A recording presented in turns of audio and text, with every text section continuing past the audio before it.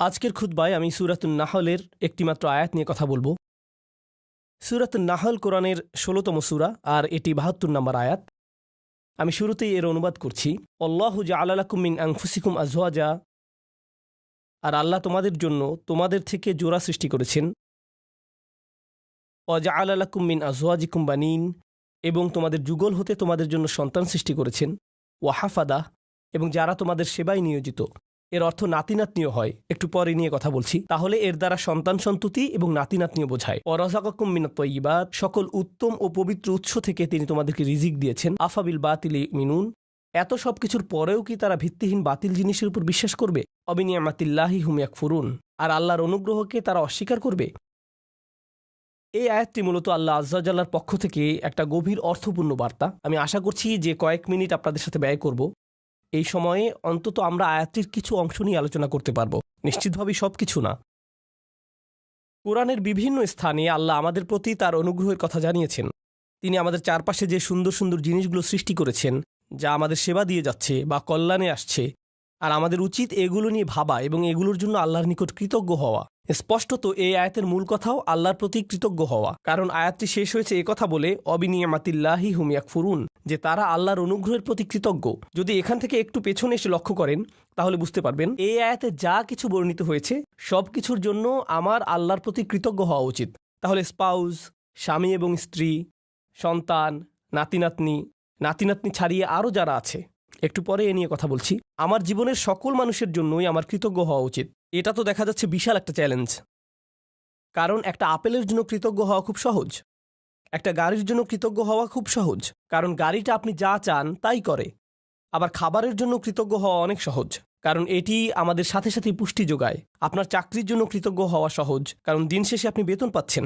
কাপড়ের জন্য কৃতজ্ঞ হওয়া সহজ, এটি আমাদেরকে ঢেকে রাখে এবং ক্ষতিকর জিনিস থেকে সুরক্ষা দেয়।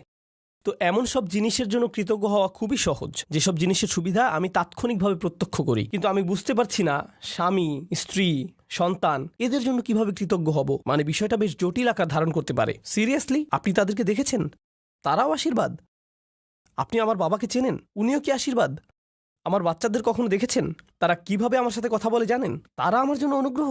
এদের জন্য আমার কৃতজ্ঞ হওয়া উচিত। আমার জন্য আয়াতের অর্থ বলে দেওয়াটা খুব সহজ। এই যে আল্লাহ চান আমরা যেন কৃতজ্ঞ হই আমাদের স্বামী বা স্ত্রীর জন্য, সন্তানদের জন্য, নাতি নাতনিদের জন্য। প্রসঙ্গত এখানে আরও জটিল এবং মজার একটা ব্যাপার আছে। হাফাদাহ নাতি নাতনি অর্থে ব্যবহৃত হয়। প্রকৃতপক্ষে এটি হাফিদের প্রচলিত বহুবচন। হাফিদ একবচন মানে নাতি, বহুবচন আহফাদ এবং হুফাদা, যার অর্থ নাতি নাতনিরা। আর হাফাদাহ সম্পর্কে আত-তাবারি সহ অনেকে বলেন কুল্লু মান ইউইন ওয়া ইয়াখদিম, অর্থাৎ যারাই আপনার কোনো কাজে এসেছে, যাদের সাহায্য পেয়েছেন আপনার বৈবাহিক আত্মীয়তার কারণে, এমন প্রত্যেকে যারা আপনাকে সাহায্য করেছে বা যাদের সাথে আত্মীয়তার বন্ধনে যুক্ত হয়েছেন বিয়ে করার কারণে, তারাই মূলত হাফাদায়ের অন্তর্ভুক্ত। তাই অনেক আগেই মুজাহিদ শ্বশুরবাড়ির আত্মীয়দের হাফাদায়ের অংশ বলেছেন। তাহলে এই যে কোরআনে শ্বশুরবাড়ির আত্মীয়দের নিয়েও আয়াত আছে, কারো মনে যদি জিজ্ঞাসা থাকে এ নিয়ে, ব্যাপারটা আরো জটিল আকার ধারণ করে, কারণ শ্বশুরবাড়ির আত্মীয়দের নিয়েও আমাদের কৃতজ্ঞ হওয়ার কথা। কি সিরিয়াসলি? এই মানুষগুলোর জন্য এত কিছু সহ্য করার পর এদের জন্য কিনা আমাকে কৃতজ্ঞ হওয়া উচিত? এ কারণে যখন আমি বলি আমরা একটি আয়াত পড়তে পারি, অনুবাদ পড়তে পারি এবং সামনে এগিয়ে যেতে পারি, অথবা থেমে গিয়ে বলতে পারি একটু থামুন, কি এটা আমার ব্যাপারে বলছে? এটা নিশ্চয়ই অন্য কারো সম্পর্কে বলছে। তাদের নিশ্চয়ই এমন সন্তানরা আছে যাদের জন্য তাদের কৃতজ্ঞ হওয়া উচিত, কারণ তাদের বাচ্চারা ভালো। তাদের বাচ্চারা আমারগুলোর মতো নয়। তাদের জীবনসঙ্গী নিশ্চয়ই তাদের অনেক প্রশান্তি দেয়, আমার জীবনসঙ্গী নয়।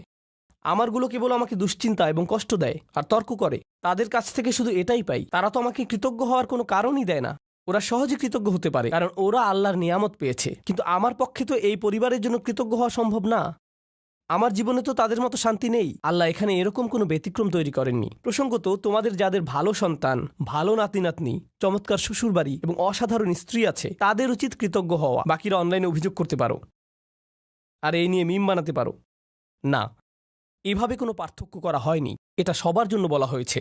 আমরা যদি ব্যাপারটা নিয়ে আরেকটু গভীরভাবে চিন্তা করি, নবীদের জীবনী অধ্যয়ন করলে আমরা দেখব অনেক নবীদের স্ত্রীরাই তাদেরকে কষ্ট দিয়েছেন। যেমন নূহ আলাইহিসসালাম, লূত আলাইহিসসালাম। কিছু নবীদের সন্তানেরা তাদের কষ্ট দিয়েছেন, যেমন নূহ আলাইহিসসালাম, ইয়াকুব আলাইহিসসালাম, তাদের সন্তানেরা কষ্ট দিয়েছেন। ইব্রাহিম আলাইহিসসালাম আশঙ্কায় ছিলেন যে তার নাতিরা বা ভবিষ্যৎ প্রজন্ম শিরকে লিপ্ত হবে, আর এটাই সত্য হয়েছিল ইব্রাহিম আলাইহিসসালামের বংশধরদের নিকট থেকে। তো এগুলো সবই বাস্তবতা। আল্লাহর চাইতে বাস্তবতা সম্পর্কে বেশি কেউ জানে না। আর সেই রবই এই আয়াতের শেষে আমাদের কৃতজ্ঞতা প্রকাশ করতে বলেছেন।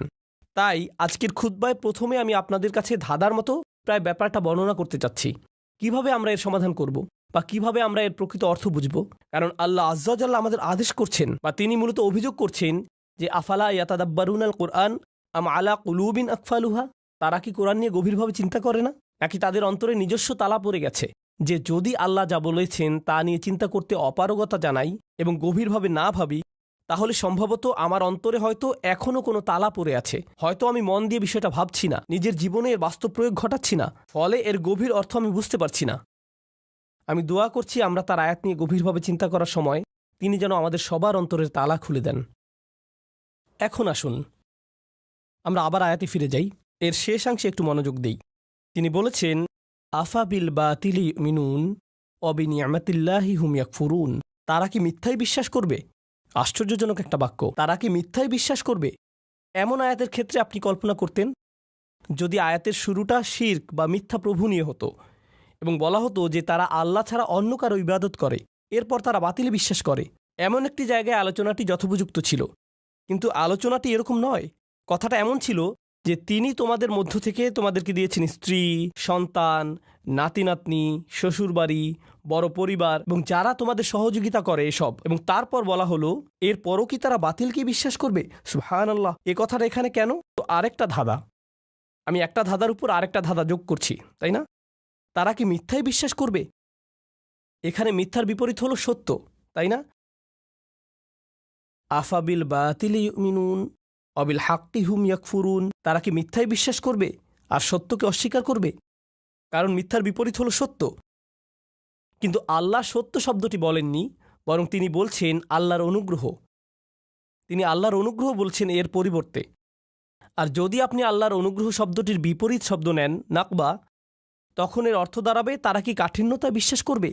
তারা কি এমন জিনিসের উপর ঈমান আনবে যা তাদেরকে কষ্ট দেয়, মাসায়েব? আর তারা কি আল্লাহর অনুগ্রহ অস্বীকার করবে? হয় আপনি সত্যের বিপরীতে মিথ্যা বলবেন, না হয় অনুগ্রহের বিপরীতে কষ্ট। অথচ আল্লাহ কিন্তু এভাবে বলেননি, তিনি এগুলোকে একত্রিত করেছেন। আর আয়াতের মূল অর্থ বোঝার জন্য আমরা এখান থেকেই শুরু করব। সচরাচর ভাষা ব্যবহারে আমরা কোনো শব্দের সরাসরি বিপরীত শব্দ ব্যবহার করি, দিন রাত, ভালো মন্দ, এগুলো সরাসরি বিপরীত। কিন্তু কোরআনে আল্লাহ মাঝে মাঝে একটু জটিল বিপরীত ব্যবহার করেন। তিনি এভাবে বলেন না যে এর বিপরীত বি, তিনি বিপরীত বোঝাতে এমন ভিন্ন আঙ্গিকে আমাদের চিন্তা করান যা একমাত্র তিনিই পারেন। এখানে আল্লাহ আপনাকে আমাকে শেখাচ্ছেন যে এ আয়াতে মিথ্যার বিপরীত হল আল্লাহর অনুগ্রহ, সত্য নয়। আর আল্লাহর অনুগ্রহ মূলত সত্যের বিকল্প হিসাবে ব্যবহৃত হয়। এই ধারণাটি খুবই শক্তিশালী। সত্যের আরবি হল হক, আবার হক এর অর্থ উদ্দেশ্যপূর্ণ। তাই হক অর্থ কেবল সত্য নয়, উদ্দেশ্যপূর্ণও হয়। যেমন আল্লাহ বলেন খালাকাস সামাওয়াতি ওয়াল আরদা বিল হক, তিনি বিশেষ উদ্দেশ্যে আকাশসমূহ এবং পৃথিবী সৃষ্টি করেছেন। এখানে উদ্দেশ্য বোঝাতে কোন শব্দটি এসেছে? সত্য, হক। সুতরাং হক শব্দের দুইটি দিক আছে। তো আসুন এই আয়াতটি এই দৃষ্টিকোণ থেকে চিন্তা করি। এই যে আমার অবাধ্য সন্তানেরা, আমার ছেলে আমার সাথে তর্ক করে, আমার মেয়ে আমার সালামের জবাব দেয় না, আমার নাতিরা আমাকে ভুলে গেছে, আমার স্ত্রী আমাকে কেবল অসম্মান করে, আর অন্যদের কাছে আমার দুর্নাম করে বেড়ায়। আল্লাহ বলছেন তিনি এই সব কিছুই দেখছেন, আর আমি দেখি সমস্যা। কিন্তু আসলে এরকম জটিল সম্পর্কের মধ্যেও একটা নিয়ামত আছে, আর সেই নিয়ামত বা কল্যাণ তাদের কাছ থেকে আসছে না। এই কল্যাণ কেবলই আল্লাহর কাছ থেকে আসে। তাদের কাছ থেকে শুধু কষ্ট আসে, কিন্তু সেই কষ্টের পেছনে যে প্রজ্ঞা, যে কল্যাণ আছে, তা শুধুমাত্র আল্লাহর পক্ষ থেকেই আসে। তাই আল্লাহ বলেননি অবিনিয়ামাতি হুম ইয়াকফুরুন, তিনি বলেছেন অবিনিয়ামাতিল্লাহি হুম ইয়াকফুরুন। তিনি নিয়ামাকে তার নিজের সাথে সম্পৃক্ত করেছেন। তিনি নিয়ামতকে যুক্ত করেননি তাদের সাথে, করেছেন নিজের সাথে। তাই আমরা এখন গভীরভাবে চিন্তা শুরু করা উচিত। পরিবারের ভেতর যত ঝামেলাপূর্ণ কথাবার্তা হয়, যত ঝামেলাপূর্ণ পরিস্থিতি আমাকে মোকাবেলা করতে হয়, সবগুলো নিয়ে। তাই আমরা একটু পেছনে সরে এসে আমাদের দৃষ্টিভঙ্গি বদলাবো নিজেদের পরিবার নিয়ে। কারণ এই আয়াতটি আমাদের বৃহত্তর পরিবার সম্পর্কেই। মূলত বেশিরভাগ মানুষের ক্ষেত্রেই যদি জীবনের কিছু নিয়ে অভিযোগ করার থাকে, অর্থনৈতিক বা স্বাস্থ্যগত ব্যাপার ছাড়া যদি তাদের জীবনে কোনো মানুষ নিয়ে অভিযোগ করার থাকে, সেই মানুষটি সম্ভবত নিজ পরিবারের কেউ। জীবনের অধিকাংশ নাটকের অবস্থান এখানে। জীবনের সকল চাপের উৎপত্তি এখান থেকেই। ফোন আসলে ফোনের কাছে যাবার আগেই আপনি বলে ওঠেন আল্লাহ তার কল যেন না হয়। মনোবল শক্ত করে নিচ্ছেন আগে থেকেই। অথবা কোনো বিয়েতে বা অনুষ্ঠানে গিয়ে আপনি ভালো সময় কাটাচ্ছেন, হঠাৎ আপনার স্ত্রী আপনার দিকে তাকালো, বা আপনি তার দিকে তাকালেন। স্ত্রী ভাবতে লাগলো, ওহো, আজকে আমার খবর আছে। বাড়ি ফেরার জন্য গাড়িতে ওঠা মাত্রই তিনি বকাঝকা শুরু করবেন। পরিস্থিতি ভালো মনে হচ্ছে না। পরবর্তী ঝগড়া শুরু হওয়ার আগেই যেন দাঁতে দাঁত চেপে প্রস্তুতি নেওয়া শুরু করলেন। জানেন, সম্ভবত ব্যাপারটাকে অন্য দৃষ্টিকোণ থেকেও দেখা যায়। সম্প্রতি আমাকে একজন একটা প্রশ্ন করেছেন। আজকের আয়াতটি ভালোভাবে বোঝার জন্য এটি একটা উদাহরণ হতে পারে। মা আর মেয়ের মধ্যে ফোনে কথা হচ্ছে। মা বলছে, জানো তোমার অমুক কাজিন, আমরা তার নাম দিলাম কাজিন এ, তোমার কাজিন এ সবসময় কাজিন বি সম্পর্কে বাজে কথা বলে। তার সমস্যাটা কি? কেন সে সারাক্ষণ কাজিন বি সম্পর্কে মন্দ কথা বলে? মেয়ে বলল, এটা নিয়ে চিন্তা করো না মা, সে তার ভালো ভালো আমলগুলো তাকে দিয়ে দিচ্ছে। কারণ কারো পেছনে কটু কথা বললে আখিরাতে নিজের ভালো কাজগুলো তাকে দিয়ে দিতে হবে। তাই এ নিয়ে কোনো চিন্তাই করো না মা। মেয়েটি আমাকে জিজ্ঞেস করলো, আমি যখন এভাবে বলি, এভাবে বলা কি ঠিক? আমি এই কথোপকথনটি শোনার পর বললাম, আচ্ছা, তোমরা যখন এভাবে আলোচনা করছো যে কাজিন এ এরকম খারাপ কাজ করছে, তোমরাও তো তখন গীবত করে ফেলছো। কাজটা উল্টা হয়ে গেল না? এরপর আছে আরেক সমস্যা। তুমি কি অতি সহজেই বলে ফেলছো না যে চিন্তা করো না, আমরা আখিরাতে তার কাছ থেকে নিয়ে নিব? কেউ যদি তোমার সারা জীবনের সঞ্চয় কেড়ে নিতে চায়, এখনই তোমার বাড়িতে এসে তোমার গাড়ির চাবি, ক্রেডিট কার্ডস, ব্যাংক পাসওয়ার্ড নিয়ে নেয় আর বলে বের হয়ে যাও, তখন তো বলবে না যে চিন্তা করো না, আমরা আখিরাতে নিয়ে নিব। তুমি তো এই জীবনের জিনিসগুলোই ছেড়ে দিতে পারো না, আর এত অনায়াসে তোমার কাজিনের আখিরাত ছেড়ে দিচ্ছ। কোনো সমস্যা নেই, আমরা শেষ বিচারের দিন নিয়ে নিব। হয়তো আমরা একটু পেছনে সরে এসে বলতে পারতাম, না, নিশ্চয়ই এই বিরোধের কোনো কারণ আছে। আমাদের এই চ্যালেঞ্জটাকে নিয়ে একটু নিয়ামতে পরিবর্তন করে ফেলতে হবে। কারণ আল্লাহ এই সম্পর্কগুলোকে বলেছেন নিয়ামত। আমার ছেলে, আমার কাজিন, আমার পরিবার, আমার শ্বশুরবাড়ি, এগুলো কেবল আছে মানেই নিয়ামত নয়, কেবল তাদের থাকাটাই নিয়ামত নয়। স্পষ্টরূপেই এখানে শুধু তাদের বর্তমান থাকার কথাই বলা হচ্ছে না, তাদের সম্পর্কটা আমার সাথে কতগুলো অভিজ্ঞতার সমষ্টি, কতগুলো কথোপকথন এবং আদান প্রদানের সমষ্টি। কিভাবে আমি একে একটি নিয়ামতে পরিণত করব? মা, কখনো জানতে চেয়েছো আমার কাজিনের এত রাগ কেন? নিশ্চয়ই কিছু ঘটেছিল। কখন ঘটেছে? ও, তোমার মনে আছে ওই বিয়ের কথা, যেখানে অমুক অমুক ব্যাপারগুলো ঘটেছিল? ও, তখন থেকেই সমস্যার শুরু।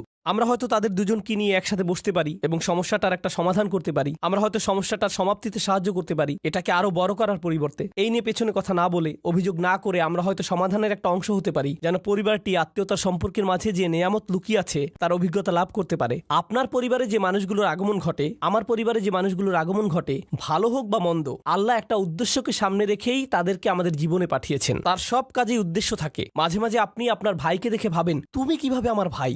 কখনো কখনো কিছু মানুষ তাদের বাবা মাকে দেখে ভাবে, সিরিয়াসলি তোমরা আমার বাবা মা? তোমাদের সাথে আমার তো কোনো মিলই নেই, কিভাবে তোমরা আমার মা বাবা? আপনি অবাক হয়ে ভাবেন, আমরা যদি একই পরিবারে না হতাম, আমার মনে হয় না তোমাদের সাথে আমি কিছু করতাম বা করার ইচ্ছা করতাম। কিন্তু আল্লাহ মানুষকে বিশেষ উদ্দেশ্যে একত্রিত করেন। তিনি ভালো করেই জানেন কাকে কার পরিবারে রাখতে হবে এবং কাকে কার সাথে জেনেটিক্যালি সংযুক্ত করতে হবে। এমনকি তিনি আপনার শ্বশুরবাড়ির ব্যাপারেও প্ল্যান করে রেখেছেন। ইন্না লিল্লাহি ওয়া ইন্না ইলাইহি রাজিউন। এর জন্যও তিনিই পরিকল্পনা করে থাকেন। এখন সব কিছুকে একটা বড় পরীক্ষা মনে হতে পারে, কিন্তু আমি যদি নির্দিষ্ট একটি দৃষ্টিকোণ থেকে আয়াতটি নিয়ে চিন্তা করি, আমাকে এখানে আশীর্বাদ খুঁজে পেতে হবে। আমি এখানে আশীর্বাদ খুঁজে পাবো না যদি আমি সবকিছুকে উদ্দেশ্যপূর্ণ দৃষ্টিতে না দেখি। সম্ভবত এই ঝগড়ার পেছনের উদ্দেশ্য আমাকে খুঁজে বের করতে হবে এবং সঠিক কাজটি করতে হবে, সঠিক কথাগুলো বলতে হবে, যেন এই বিরোধের নিষ্পত্তি হয়। আল্লাহ এমন মানুষদের নিয়ে কথা বলেছেন যারা সত্যিই তাকে বিশ্বাস করে। তিনি তাদের সম্পর্কেও বলেন যারা বিপরীতে ফাসাদ তৈরি করে। তিনি বলেন, ওয়ায়াকতাউনা মা আমারাল্লাহু বিহি আন ইউসাল ওয়া ইফসিদুনা ফিল আরদ। তারা ছিন্ন করে ফেলে আল্লাহ যা অবিচ্ছিন্ন রাখার নির্দেশ দিয়েছেন। পারিবারিক বন্ধনগুলো অটুট রাখা সত্যিই কঠিন। স্বামী স্ত্রীর সম্পর্ক মজবুত রাখা কঠিন।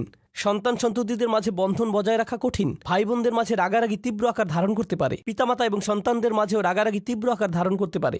আপনার নিজের পরিবার এবং শ্বশুরবাড়ির মাঝে মতবিরোধ প্রচণ্ড খারাপ হয়ে পড়তে পারে। ওইগুলো ছোটখাটো মতবিরোধ নয়, কিন্তু এই সকল মতবিরোধের প্রতি আমি যদি উদ্দেশ্যপূর্ণ দৃষ্টিতে তাকাই, জানেন আমি কি করব?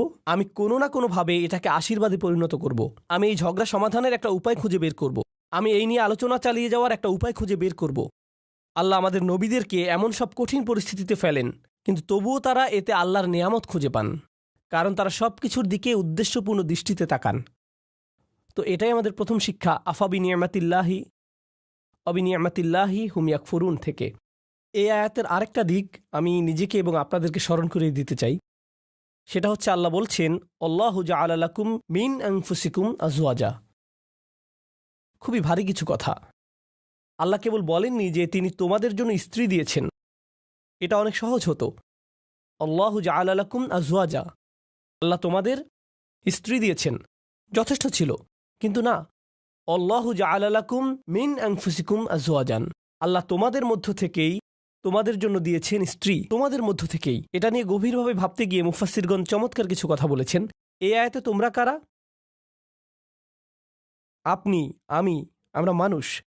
আরবিতে মানুষকে ইনসান বলা হয়, যা উনস এবং ইস্তিনাসের সাথে সম্পর্কিত। মানে এটি মমতা, আন্তরিকতা, ভালোবাসা আর সৌজন্যতার সাথে সম্পৃক্ত। এই অনুভূতিগুলো একজন মানুষের অন্তরে প্রদান করা হয়েছে। অন্যের অনুভূতির প্রতি শ্রদ্ধাশীল হওয়া, যেমন আল্লাহ তাআলা বলছেন কারো অনুমতি ছাড়া তার ঘরে প্রবেশ না করতে। আপনার বন্ধুর বাসায় গিয়ে সোজাসুজি ভিতরে চলে যেতে পারবেন না, তাই না? হাত্তা তাস্তানিসু, যতক্ষণ না অনুভব করেন যে আপনাকে আশা করা হচ্ছে। তো রাত ৩টার সময় বন্ধুর বাসায় এটা ভেবে যাওয়া উচিত নয় যে আমি এখন গেলেও সে কিছু মনে করবে না, আমি জাস্ট হেঁটে ঢুকে যাব। না, এভাবে সোজা ঢুকে যেতে পারবেন না। আর অস্বস্তিকর সময় যাওয়া উচিত না। আপনার অন্তত এই বুঝটা থাকা দরকার যে কখন যাওয়াটা উত্তম হবে। ইনসান অর্থাৎ মানুষ শব্দটি সরাসরি যত্ন, সৌজন্যতা এগুলোর সাথে সম্পৃক্ত। উনস এবং ইস্তিনাস, আল্লাহ বলেছেন তিনি আমাকে যে উপাদান থেকে সৃষ্টি করেছেন সেই একই উপাদান থেকে আমার স্ত্রীকেও সৃষ্টি করেছেন। তাই আমার যদি আবেগ অনুভূতি থেকে থাকে, ভাবনা থেকে থাকে, মতামত থেকে থাকে, তারও সেগুলো আছে। একজন স্ত্রীরও এভাবে ভাবা উচিত যে আমার যেমন আবেগ আছে, কিছু একটা যদি আমাকে বিরক্ত করে, কিছু জিনিস আমি ভালোবাসি, কিছু একটার প্রতি আমি আগ্রহী, তারও কিছু ব্যাপারে আগ্রহ আছে। আর এগুলো একই রকম হতে পারে না, কারণ আমরা একই রকম নই। ওমা খালাকাজ যাকারা ওয়াল উনসা ইন্না সা'য়াকুম লাশাত্তা, তিনি নারী পুরুষের মাঝে পার্থক্য সৃষ্টি করেছেন। একই সময়ে আমরা একে অপর থেকে ভিন্ন। আল্লাহ বলছেন যখন মিন আনফুসিকুম আজওয়াজান, এই শব্দগুলোর মাঝে সত্যিই খুব সুন্দর একটা ইশারা রয়েছে, চমৎকার একটা ইঙ্গিত রয়েছে এই শব্দগুলোর মাঝে। যেহেতু সে আমার থেকে এসেছে, আমাকে সেই অনুভূতিটি বোঝার চেষ্টা করতে হবে। যদি সে কষ্টদায়ক কিছু বলে, কোথা থেকে এর উৎপত্তি হলো, কোন অনুভূতি থেকে এই আচরণের উৎপত্তি হলো, কোন কারণে সে এটা বলল, সে খারাপ এজন্য এটা বলেনি, সে রকচটা এজন্য এটা বলেনি, এগুলো সহজ উত্তর, তাই না? সে অহংকারী তাই সে সব বলছে। সম্ভবত এর পেছনে যাকে আপনি অহংকারী বলছেন হয়তো তীব্র মনোবেদনা রয়েছে। আপনি আপনার মতো করে মনোকষ্টের সাথে ডিল করেন, আর সে তার মতো করে ভিন্ন একটি উপায়ে মনোকষ্টের মোকাবেলা করে। তার মনোবেদনাটা হয়তো কষ্টদায়ক শব্দের মাধ্যমে প্রকাশিত হয়, বা শব্দগুলো আপনার কাছে বেদনাদায়ক মনে হয়। যদি আমরা এই ইস্তিনাসের চর্চা করি, তাহলে আমাদের পারিবারিক সম্পর্কগুলোতে আপনি আপনার ছেলের আচরণকে অসম্মানজনক আচরণ হিসেবে দেখবেন না। আপনি দেখবেন এই অসম্মানজনক আচরণের পেছনে নিশ্চয়ই কোনো কারণ আছে যার সমাধান হওয়া জরুরি।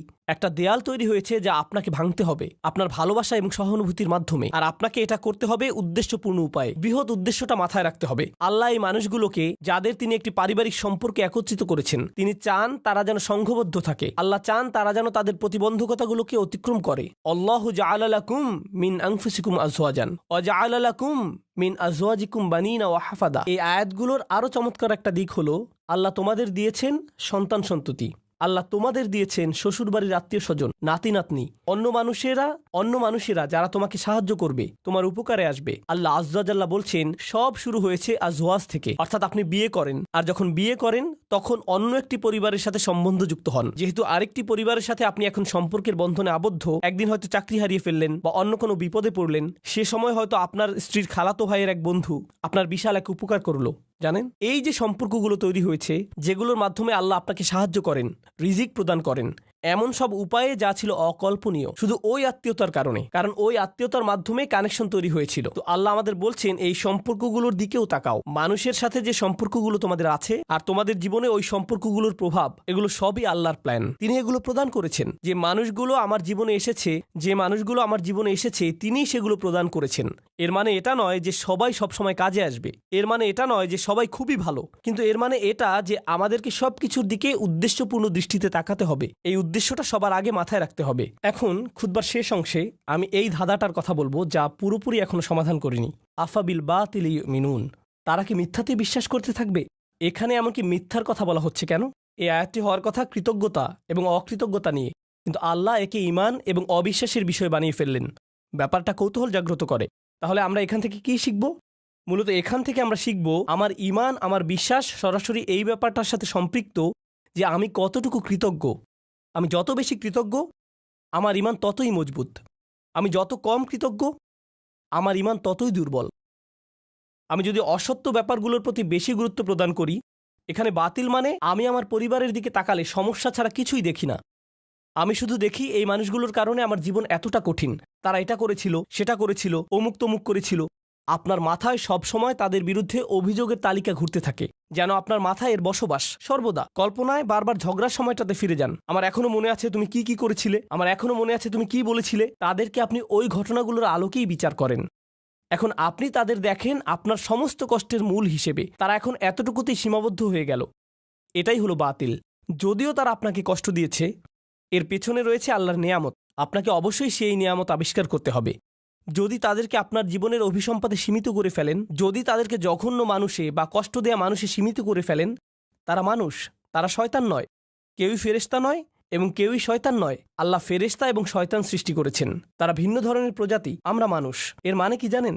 আমরা কখনো ফেরেশতার মতো ভালো কাজ করি, আবার আমরা কখনো শয়তানের মতো মন্দ কাজ করি। আমরা মানুষ। তাই কারো ভালো কিছু দেখে আপনি কখনো বলতে পারেন না এই মানুষটা শুধু ভালো কাজ করে। একইভাবে কারো মন্দ কিছু দেখে আপনি বলতে পারেন না এই মানুষটা শুধু মন্দ কাজ করে। এখন আমরা মানুষকে সীমিত করে ফেলি, বিশেষ করে আমাদের পরিবারে। শুধু তাদের ভুল ত্রুটিতে সংকুচিত করে ফেলি, আর শুধু ওই ভুলগুলো দিয়ে তাদের বিচার করি। তখন আমরা একটি মিথ্যা বাতিল ভাবমূর্তি তৈরি করি তাদের সম্পর্কে। এর মাধ্যমে আমরা আসলে আল্লাহর একটা নিয়ামতকে অস্বীকার করছি। আপনি তাদের মাঝে ভালোটা লক্ষ্য করছেন না। কৃত ভুলগুলো কাটিয়ে উঠে ভালো হওয়ার সম্ভাবনাটা আপনি লক্ষ্য করছেন না। মানুষের পরিবর্তন সম্ভব, মানুষের উন্নতি সম্ভব, তাদের বিকাশ সম্ভব, কিন্তু আপনি বাতিলে বিশ্বাস করা শুরু করলেন। আর আল্লাহ এই ধরনের বাতিলের বিশ্বাসটাকে এই আয়াতে তুলে ধরেছেন। সুবহানাল্লাহ, কি অবিশ্বাস্য ছোট্ট একটি আয়াত, কিন্তু এটি পাল্টে দিয়েছে যেভাবে আমি নিজেকে দেখি, এবং এটি পাল্টে দিয়েছে যেভাবে আমি অন্যদেরকে দেখি। আমি এখন আর এই ধরনের কথাবার্তা সহ্য করতে পারি না। ও তোমার অমুক আঙ্কেল, ওনার কখনো পরিবর্তন হবে না। তোমার চাচাতো বোন, সে সবসময় এমনই থাকবে। এই মানুষগুলো আমি জানি, তুমি জানো না। আমার বাবা, ওনার ব্যাপারে আশা করে কোনো লাভ নেই, একেবারে আশাহীন।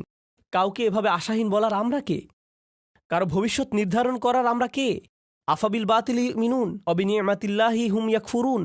আল্লাহ আজ্জা জাল্লাহ আমাদেরকে সত্যিকারের মমতা দান করুন এবং কৃতজ্ঞতা দান করুন যে পরিবার তিনি আমাদের দান করেছেন তার জন্য। আল্লাহ আজ্জা জাল্লাহ আপনাকে দান করুন প্রজ্ঞা, শক্তিমত্তা এবং হেদায়েত, যেন পরিবারের ভেতরের চ্যালেঞ্জগুলো কাটিয়ে উঠতে পারেন, যেন ব্যাপারগুলো নিয়ে অর্থপূর্ণ গভীর আলোচনা করতে পারেন উদ্দেশ্যপূর্ণ উপায়ে আপনার পরিবারের সাথে। সবসময় যেন মনে রাখতে পারেন এই সকল চ্যালেঞ্জের পেছনে উদ্দেশ্য আছে। হয়তো বাহ্যিক দৃষ্টিতে কঠিন মনে হতে পারে, কিন্তু এর পিছনে আছে আল্লাহর নেয়ামত।